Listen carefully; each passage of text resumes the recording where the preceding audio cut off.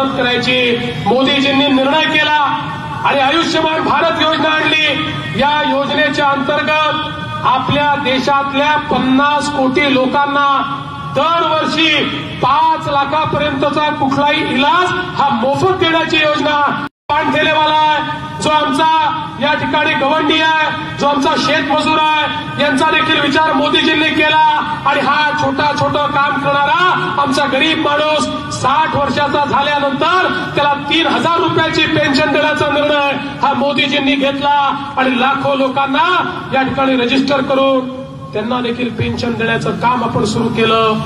आज खऱ्या अर्थानं आमचा जो शेतकरी आहे, या शेतकऱ्याला पीएम किसान योजनेच्या माध्यमातून 6000 रुपये दरवर्षी थेट देण्याचा निर्णय केला आणि त्यासोबत बंधू भगिनींनो, तुम्ही विचार करा की काँग्रेस राष्ट्रवादी काँग्रेसचे लोक एकदा कर्जमाफी केली 2008 साली एकदा, आणि त्याची टिमकी अजून मिळवतात। संपूर्ण देशामधली यांची कर्जमाफी 52,000 कोटी रुपयाची होती।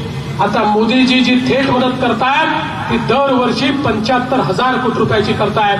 म्हणजे काँग्रेस राष्ट्रवादीच्या काळात 10 वर्षात 52,000 कोटी आणि आपल्या काळामध्ये 10 वर्षात 7.5 लाख कोटी रुपये हे थेट शेतकऱ्यांच्या खात्यामध्ये त्या ठिकाणी जाणार आहे। आणि मला सांगताना आनंद वाटतो, या जिल्ह्यामध्ये आम्ही जी कर्जमाफी केली, या जिल्ह्यामध्ये शेतकऱ्यांना आम्ही दुष्काळाची थेट मदत दिली, विम्याची मदत दिली, या सगळ्याचा हिशोब लावला। काँग्रेस राष्ट्रवादीच्या 15 वर्षात, आकडा तुम्ही लिहून घ्या आणि त्यांना विचारा, त्यांच्या 15 वर्षामध्ये सगळी शेतकऱ्यांना मिळालेली मदत आहे 323 कोटी। 15 वर्षात 323 कोटी आणि आपल्या 5 वर्षातली मदत आहे 2,956 कोटी, म्हणजे त्यांच्या काळात 300 कोटी आणि आपल्या 4 वर्षात 3,000 कोटी रुपयाची मदत ही या ठिकाणी आमच्या शेतकऱ्यांना देण्याचं काम आपण केलं आहे। बंधू भगिनींनो, मला माहिती आहे या जिल्ह्यातल्या काही शेतकऱ्यांवर पीक विम्यामध्ये अन्याय झालाय, पण काळजी करू नका, ज्यांच्यावर अन्याय झालाय तो अन्याय आम्ही होऊ देणार नाही। जी कंपनी अन्याय करते त्याच्यावर कारवाई तर करूच, पण एकाही शेतकऱ्याचा एकही रुपया जर कंपनीने दिला नाही तर सरकार तो पैसा देईल आणि कंपनीकडनं आम्ही वसूल करू, पण एकाही शेतकऱ्यावर अन्याय होऊ देणार नाही। बंधू भगिनींनो, आज हे सरकार शेतकऱ्यांचं सरकार आहे। आमच्या मोदीजींनी 2 महत्वपूर्ण घोषणा केल्या आहेत। पहिली घोषणा ही केली आहे की देशामध्ये आज जर आपण बघितलं, सरकारी कर्मचाऱ्याला पहिल्या दिवशी पगार मिळतो, 60व्या वर्षी रिटायर झाला की त्याला पेन्शन मिळते, पण शेतकऱ्याला पगारही नाही आणि शेतकऱ्याला पेन्शनही नाही। शेतकरी असेल, शेतमजूर असेल, याच्या जीवनामध्ये या सातत्याच्या दुष्काळामुळे इतक्या मोठ्या प्रमाणात अडचणी तयार होतात आणि म्हणून मोदीजींनी निर्णय केला आणि जगाच्या पाठीवर हा पहिला निर्णय आहे। मोदीजींनी सांगितलं आता पुन्हा तुमच्या आशीर्वादानं आपलं महायुतीचं एनडीएचं सरकार आल्यानंतर या देशामध्ये शेतकऱ्याला पेन्शन सुरू करण्याचा निर्णय हा मोदीजींनी या ठिकाणी घेतला। मित्रांनो, संपूर्ण जगामध्ये शेतकऱ्याला पेन्शन देणारा भारत एकमेव असा देश आता या ठिकाणी तयार होतोय। शेतकऱ्यांचा विचार यापूर्वी कधी कोणी केला नाही। दुसरी घोषणा मोदीजींनी केली, आता या ठिकाणी आपलं सरकार आल्यानंतर बंधू भगिनींनो, आपण जे कर्ज देतो 1 लाखापर्यंतचं कर्ज बिनव्याजी तर दिलंच जाणार, पण कर्ज जर थकलं तर 5 वर्षापर्यंत त्याच्यावर 1 नवा पैसा व्याज घेतला जाणार नाही, हा निर्णय मोदीजींनी घेतला। आज आपण बघा, आपण सातत्याने दुष्काळामध्ये जातो, एखाद्या वर्षी दुष्काळ पडला की आपलं घेतलेलं कर्ज थकतं, ते थकल्याबरोबर 12% व्याज त्याच्यावर तयार होतं आणि मग 2-3 वर्षात एखादा वर्ष चांगलं जरी आलं, पीकही चांगलं आलं, घरी पैसाही आला, तर या व्याजाचा एवढा मोठा बोजा तयार झाला असतो की सगळा पैसा ते व्याज फेडण्यामध्ये जातो। पण आता 5 वर्षापर्यंत जर कर्ज थकलं तरी व्याज देण्याची आवश्यकता नाही आहे, हा निर्णय या ठिकाणी मोदीजींनी घेतलाय। आज तुम्ही बघा, शहरं असतील, गावं असतील, इतक्या मोठ्या प्रमाणात या ठिकाणी कामं चाललेली आहेत। सिंचनाची कामं असतील, रस्त्यांची कामं असतील, राष्ट्रीय महामार्गाची कामं असतील। बंधू भगिनींनो, 68 वर्षामध्ये महाराष्ट्रामध्ये 5000 किलोमीटरचे राष्ट्रीय महामार्ग तयार झाले आणि केवळ 4 वर्षामध्ये गडकरी साहेबांनी 20,000 किलोमीटरचे राष्ट्रीय महामार्ग आज आपल्याला दिले. एकट्या मराठवाड्यामध्ये 50,000 कोटी रुपयाचे रस्ते हे या ठिकाणी आपल्या कार्यकाळात आज आपण काम करतो.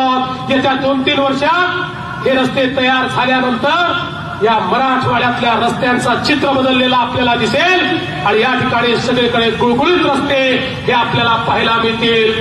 बंधू भगिनींनो, आज आपण बघितलं ज्या प्रकारे मराठवाड्याच्या पाठीशी हे सरकार उभं राहिलं.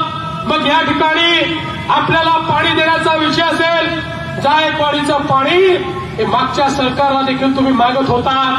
ज्या ज्यावेळी परिस्थिती वाईट यायची त्यावेळी तुम्ही सरकारकडे जायचे, पण त्यावेळेच्या सरकारनं कधीही जायकवाडीचं पाणी तुमच्यापर्यंत दुष्काळाच्या काळात पोहोचू दिलं नाही.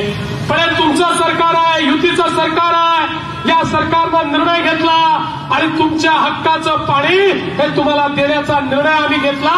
आज या पाण्याच्या माध्यमातून आमची शेती वाचली. आम्ही सांगितलं आमच्या कार्यकाळात कोणाचं पाणी छिनून घेणार नाही, पण कोणाच्या हक्काचं पाणी हे दुसऱ्याला पळवू देखील देणार नाही. ज्याचं पाणी त्याला मिळालंच पाहिजे. आणि मी बबनराव लोणीकरांचं अभिनंदन करतो की त्यांनी उत्तम निर्णय केला. आता मराठवाड्याची ग्रीड बंडू भाऊ आपण जे तयार करतोय, या महाराष्ट्रातली पहिली वॉटर ग्रीड असणार आहे. ज्या ग्रीडच्या माध्यमातून मराठवाड्यातले सगळी धरणं आपण जोडतोय. पिण्याचं पाणी, इरिगेशनचं पाणी, उद्योगाचं पाणी हे सगळं पाईपच्या माध्यमातून येईल. म्हणजे एखाद्या धरणामधलं पाणी वाहून आंध्र प्रदेशला जातं, एखाद्या धरणातलं पाणी तेलंगणाला जातं, कुठलं पाणी कर्नाटकाला जातं. आता अशा प्रकारची अवस्था राहणार नाही.